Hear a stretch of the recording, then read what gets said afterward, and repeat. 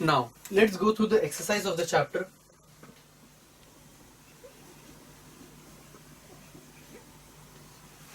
Okay, हमारा first question है, following are some statements about pollution.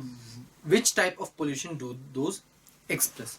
अब कुछ statements given है, हमें बताने कौन से type का pollution वो express करने वाला है. Fog seems to be appearing in Delhi during day hours. अब fog जो होता है, it's the representation of air pollution. Always keep this thing in mind.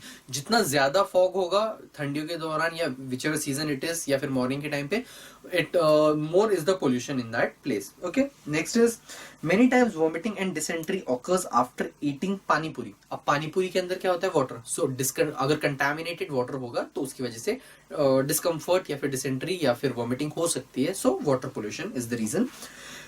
Problem of sneezing occurs sometimes during visit to garden. Problem of sneezing, छींकना. छींकना किससे related है? Breathing से. Breathing is related to air pollution. So obviously air pollution. Crop does not grow up in some areas. अब कुछ जगहों पे crops नहीं grow करती है, क्यों? Because soil is infertile. So soil pollution. Next is people living in busy squares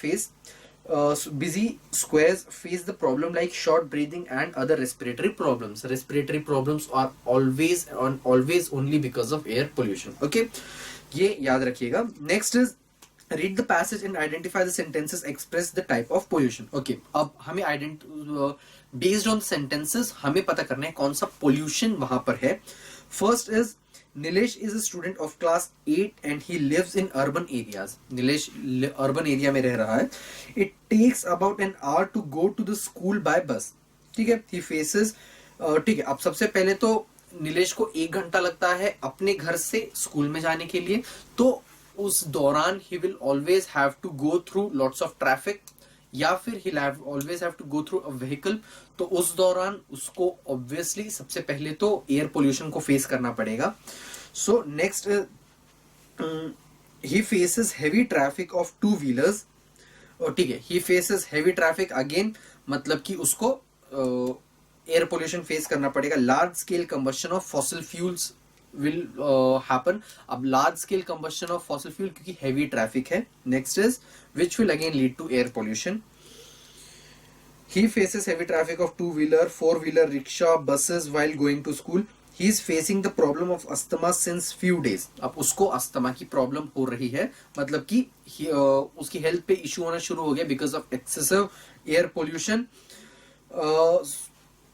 So also it also states that air pollution is harmful for human beings. Doctor recommended him to stay away from urban area. Since then his mother sent him to village for his maternal uncle. Nilesh saw heaps of garbage at many places in village. अब heaps of garbage basically जो sewage waste होता है, जो घरों का waste होता है, वो वहां पर आकर जमा हो जाता है. So अब उसकी वजह से उसको land pollution obviously फिर देखने को मिलेगा वहां पर. Okay, foul smell of human and animal waste was present at many places. Foul smell is again related to air. So air pollution उसको उसकी वजह से है. So improper sewage management and water pollution, biological pollution and air pollution. Blackish water with foul smell waste flowing in a stream. Blackish water मतलब कि improper sewage system. अब जो sewage होता है, जो घर से जो वेस्ट निकलते हैं हमारे बाथरूम के, टॉयलेट्स के, तो उसका जो सिस्टम है वो बहुत खराब है, इसीलिए उसको ओपनली ब्लैक वाटर देखने को मिल रहा है. He developed some abdominal disease within few days. अब उसको abdominal diseases हो गई, क्यों? अब abdominal diseases वो are because of water only. ठीक है ना. So water से related जो चीज है वो हमारे पेट वाले रीजन पे मोस्टली इम्पैक्ट करती है. एयर से रिलेटेड जो चीजें है वो हमारे ब्रीदिंग से रिलेटेड चीजों पे इम्पैक्ट करती है. Okay, always keep this in mind. So water pollution and effects human health. Okay, so this is the decodation in terms of the pollution of this para. Next is match the pairs of column A and column B. First is water.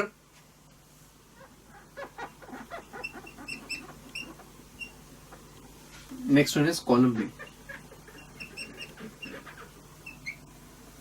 Water.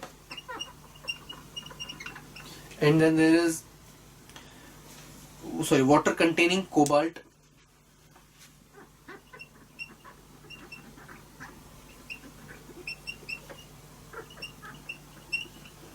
methane,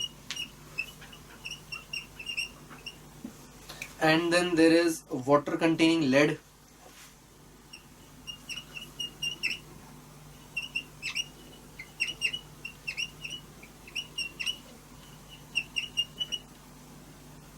sulphur dioxide and nitrogen dioxide. Sulphur dioxide मतलब कि SO2, nitrogen dioxide मतलब कि NO2. I am writing it in short. अब second column में हमको पूछा गया है, ओके, अब कॉलम 2 चेक करते हैं. Water containing cobalt. So water containing cobalt can cause paralysis,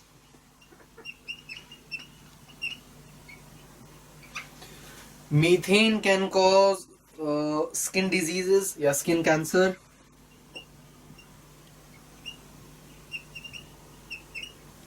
Water containing lead can cause mental retardedness.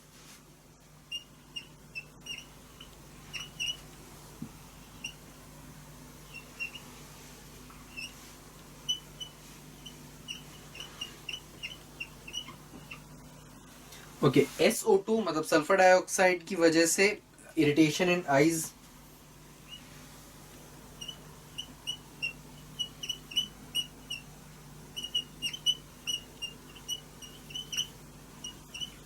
And NO2 की वजह से इन्फ्लेमेशन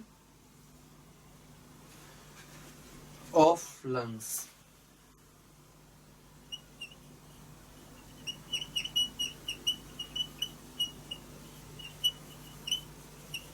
मतलब कि लंग्स जो है वो इन्फ्लेमेट करने लग जाते हैं because of the presence of NO2. So this is the this was the question number 3. Moving on to the next question. अगले क्वेश्चन में let's see what have they asked. हमसे पूछा गया है ट्रू और फॉल्स. पहला है water does not get polluted by washing the clothes in running water और river. False, water will obviously get polluted because we are going to be using artificial products जो washing soda and all है. अब उससे बहुत सारा foam create होता है. Can we eat और can we drink the water of Nirma और सोडा और समथिंग. ठीक है, तो क्या हम वॉशिंग सोडा का पानी पी सकते हैं? No, obviously not. तो सेम वे अगर सेम वाटर अगर फ्लोइंग भी हुआ तो भी वो वाटर का एक पार्ट बन चुका है अभी, and that is eventually going to be a part of a ecosystem. Obviously it is. ठीक है, अब वो इकोसिस्टम का एक पार्ट बन चुका है which is not good for the environment. तो वो ऑब्वियसली हार्म करेगा ही करेगा. आर्टिफिशियल प्रोडक्ट है.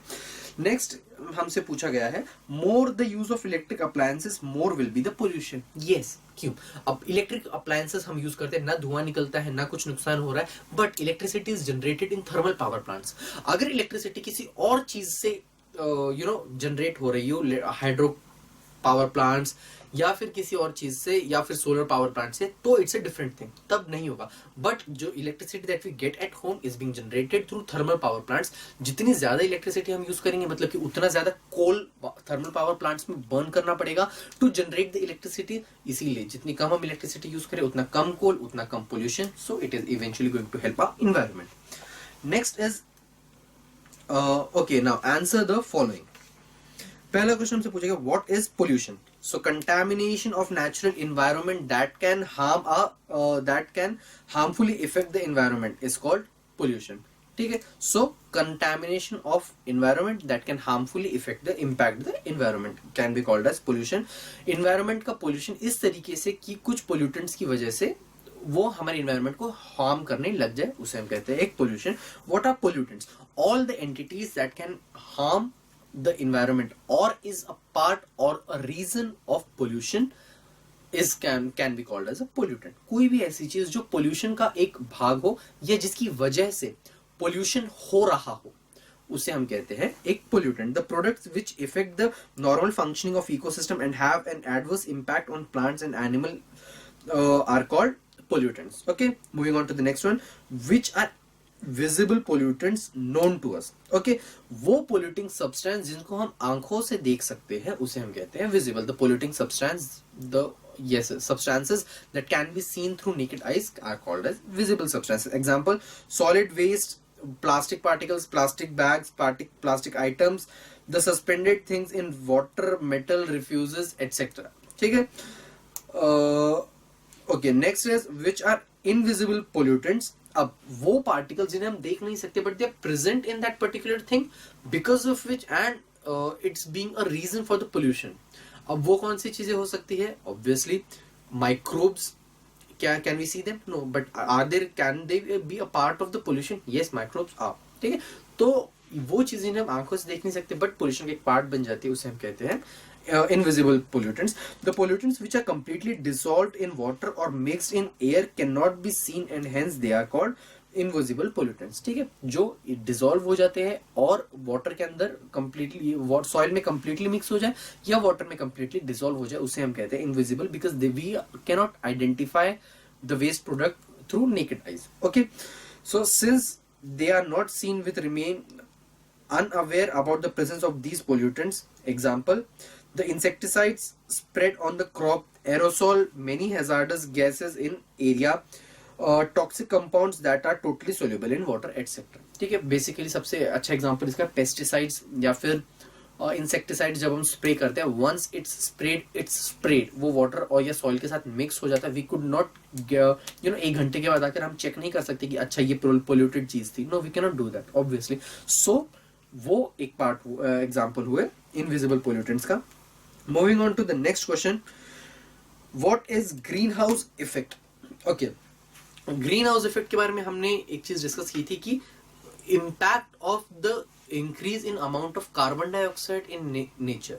ठीक है, उससे हम कहते हैं बेसिकली ग्रीन हाउस इफेक्ट. ठीक है, so green house effect is the phenomenon due to which global warming and climate change occurs. ठीक है, तो उसकी वजह से ग्लोबल वार्मिंग और क्लाइमेट चेंज होता है. अब ग्रीन हाउस इफेक्ट के अंदर कार्बन डाइऑक्साइड की इतनी वैल्यू क्यों होती है? ग्रीन हाउस इफेक्ट में कार्बन डाइऑक्साइड जो होता है बेसिकली उसके पास एक स्पेशल पावर होती है. It has a special capacity to hold the heat. अब अगर कार्बन डाइऑक्साइड की अमाउंट एनवायरनमेंट में बढ़ता जाए तो the particles that can hold the heat increases. अब वो हीट को होल्ड करके रखता है, so because of its temperature increases. The earth receives solar energy in form of heat from sun. The surface of sun earth absorbs this heat and reflects it back to the atmosphere as infrared radiation. अब जो surface of earth होती है, obviously earth की जो surface होती है वो बहुत सारी heat को absorb उस पे fall करती है. Some amount of heat is being absorbed by earth and rest is reflected back. Some of the heat energy goes directly into space. अब और उसमें से कुछ energy directly space में चली जाती है. But due to pollution there is envelope of CO2, CH4, water vapors and atmosphere. Some of these radiations are absorbed by these gases. अब कई चीजें environment में present है, हमारे atmosphere में present है, जो उन रेडिएशंस को कंप्लीटली स्किप नहीं करने देते और वो उसको उन रेडिएशंस को एब्जॉर्ब कर लेते हैं. This radiation are sent back to the earth surface in form of heat energy. और वो रेडिएशंस को वो वक्त आने पे वापस अर्थ पे भेजते हैं, जिसकी वजह से क्या इंक्रीज हो रहा है? Temperature. Okay, this cause warming of earth which is also known as green house effect. अब इसे वार्मिंग ऑफ अर्थ इंक्रीज होता है और इसे ग्रीन हाउस इफेक्ट के नाम से भी जाना जाता है. It later results in global warming, और इसकी वजह से ग्लोबल वार्मिंग भी होता है. कुछ ग्लोबल ग्रीन हाउस गैसेस भी होते हैं जैसे carbon dioxide, N2O and then methane and then chlorofluorocarbon etc. are the examples of greenhouse gases. Moving on to the next question, what is acid rain? Okay, acid rain मैंने आपको explain किया था कि environment में कई बार जब हम किसी भी सॉलिड वेस्ट को बर्न करते हैं तब sulphur dioxide, nitrogen dioxide, carbon dioxide etcetera release होता है. अब वो कार्बन डाइऑक्साइड, वो जो ऑक्साइड्स होते हैं जो ड्यूरिंग रेनिंग वो उस वाटर के साथ रिएक्ट करते हैं और एसिड्स में कन्वर्ट हो जाते हैं, like hydrochloric acid, nitric acid etcetera. अब वो एसिड के फॉर्म में जब अर्थ पे आते हैं then it is known as acid rain, which is obviously harmful for everyone. When rainwater contains harmful amount of nitric and sulfuric acid, it is called acid rain. Burning of fossil fuels such as coal, wood, petroleum etc. release nitrogen oxide and sulfur oxide in atmospheric air. ठीक है, तो fossil fuels को जब हम burn करते हैं तब sulphur dioxide या फिर नाइट्रोजन डाइऑक्साइड एयर में रिलीज हो जाती है. Since these oxides are soluble in water, they dissolve in rainwater. Nitrogen and sulfur dioxide gives in large quantities of water vapor from acid like nitric acid, nitrous acid, sulfurous acid, sulfuric acid etc. अब जो NO2 और SO2 होता है वो water के साथ अलग अलग अमाउंट्स में रिएक्ट करता है और नाइट्रस एसिड और नाइट्रिक एसिड और सल्फ्यूरिक एसिड और सल्फरस एसिड को बनाता है, because it can be dissolved in water. These acids mix with mist, drops of rainwater and snow they change their composition and fall back on ground in form of acid rain. अब वो अपना composition change करता है और वापस से जब earth पे आता है, अब it could be in any form, it could be in the form of snow, it could be in the form of rain, or it could be in the form of mist. Effect, ठीक है, तो उसे हम acid rain के नाम से जानते हैं. अब acid rain के impacts जो है we know it कि जो monuments होते हैं, जो cultural heritages होते हैं, उनको सेव करना मुश्किल हो जाता है बिकॉज ये उसको डैमेज करना शुरू करता है. Anything that is made up of metal और कॉपर और एनी मेटल फॉसे, तो उससे उसके ऊपर जो एसिड्स होते हैं it starts reacting on them. Water bodies पे हार्मफुल इफेक्ट्स होते हैं बिकॉज एसिड वो एसिडिक हो जाते हैं. So same is applicable with soil acidic हो जाती है बिकॉज ऑफ एसिड रेन. जो एक्वेटिक एनिमल है, एक्वेटिक लाइफ है, मरीन लाइफ है, उसके ऊपर एक बहुत बड़ा इम्पैक्ट पड़ता है because of acid rain. So there are various impacts of acid rain on environment. Moving on to the next question, answer the following question. The sixth question is very general kind of question, so you can do it yourself. Moving on to the seventh one, classify the following pollutants into natural and man-made categories. Okay, अब natural और man-made के अंदर हमें उसको split करना है. Sewage जो है that is man-made, dust is natural, and then manmade के अंदर अगर कंस्ट्रक्शन रिलेटेड या ऐसा कोई डस्ट हो तो फिर it is manmade, otherwise it's natural.